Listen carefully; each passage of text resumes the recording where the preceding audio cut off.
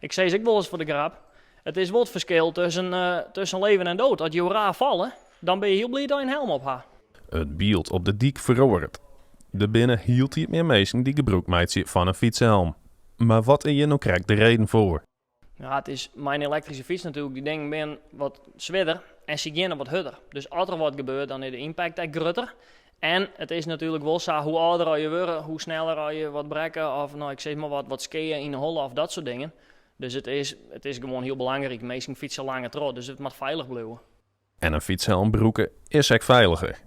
Uit onderzoek doet namelijk blikken dat fietsers met een helm bij een botsing of valpartij 60% minder kans op slimme hollen of hersenletsel hebben in vergelijking met fietsers zonder helm. Doch zijn de meningen op stritten redelijk verdeeld. Waarom had jou net een helm op? Nou, daar had ik me net hoe nagedacht.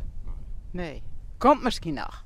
Ik ga een helm om op de tocht van ik doe hem maar weer eens op. Wij maken vaak fietstochten, mijn vrouw en ik in het Boetenloon. En dan is het wel handig dat je even een helm op hebt.